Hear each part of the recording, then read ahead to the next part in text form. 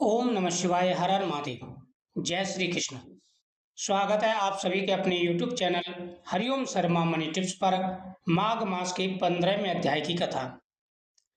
दत्तात्रेय जी कहने लगे कि हे राजन, प्रजापति ने पापों के नाश के लिए प्रयाग तीर्थ की रचना की। गंगा जी और जमुना जी के जल की धारा में स्नान का महत्व भली प्रकार सुनो। जो इस संगम में माघ मास में स्नान करता है वह गर्भ योनि में नहीं आता। यानी प्रयागराज में संगम में जहां तीनों नदियां मिलती हैं, तीनों देवियों का मिलन होता है, गंगा, जमुना, सरस्वती। उस संगम में अगर स्नान किया जाए तो जन्म मरण के बंधन से व्यक्ति मुक्त हो जाता है। इस संगम में माघ मास में स्नान करता है वह गर्भ योनि में नहीं आता। माघ मास में प्रयाग में स्नान करने से मनुष्य अच्छे भोगों को भोगकर ब्रह्म को प्राप्त होता है। माघ मास तथा मकर के सूर्य में जो प्रयाग में स्नान करता है उसके पुण्यों की गिनती चित्रगुप्त नहीं कर सकते। 100 वर्ष तक निराहार रहकर जो पुण्य प्राप्त होता है वही फल माघ मास में स्नान प्रयाग में स्नान करने से प्राप्त हो जाता है। हे राजन, जो व्यक्ति निराहार रहकर के 100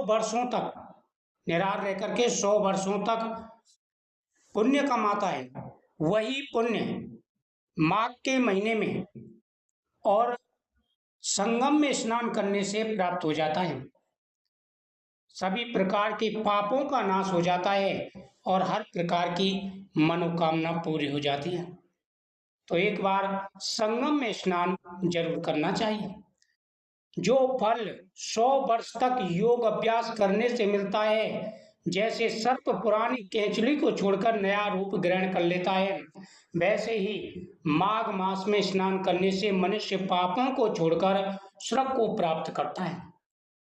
हे राजन, 100 वर्षों तक जो व्यक्ति योग अभ्यास करके पुण्य प्राप्त करता है, जिस प्रकार सर्प पुरानी केचुली को छोड़ करके नई केचुली धारण करता है, उसी प्रकार व्यक्ति स्नान करने से पापों को छोड़कर स्वर्ग को प्राप्त कर लेता है।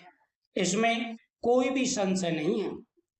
परंतु गंगा जमुना के संगम में स्नान करने से हजारों गुना फल मिलता है और जो गंगा यमुना के संगम में स्नान करता है उसे हजारों गुना फल की प्राप्ति होती है।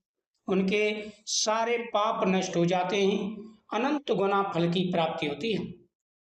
हे राजन, जिसको अमृत कहा गया है वह है त्रिवेणी, ब्रह्मा, शिव, रुद्र, आदित्य, मरुदगण, गंधर्व, लोकपाल, यक्ष, किन्नर, अड़मणादि गुणों से सिद्ध तत्वज्ञानी ब्राह्मणी, पार्वती, लक्ष्मी, सची, नैनादिति, अदिति, संपूर्ण देव पत्नियां तथा नागों की स्त्रियां, घृताची, मेनका, उर्वशी, रंभा, तिलोत्तमा, अप्सरागण और सब पितर मनुष्यगण कलयुग में गुप्त और प्रत्यक्ष में सतयुग में प्रत्यक्ष सब देवता माघ मास में स्नान करने के लिए प्रयागराज में आते हैं।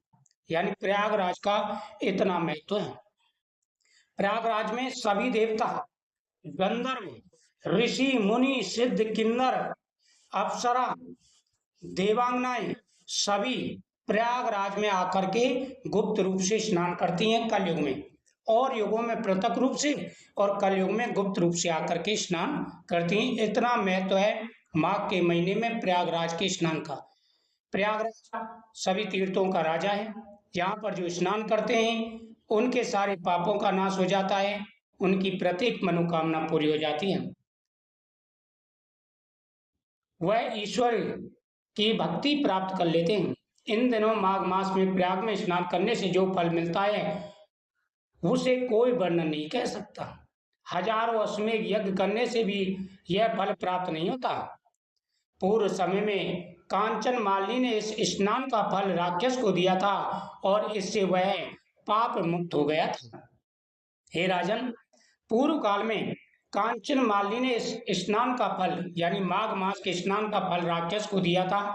इससे वह पापों से मुक्त हो गया था। इति श्री पद्म पुराण अंतर्गत 15वां अध्याय समाप्त हुआ। ओम नमो भगवते वासुदेवाय नमः। तो आप भी माघ मास की इन कथाओं का श्रवण करें, साथ ही स्नान करें, आपकी प्रत्येक मनोकामना पूरी होगी।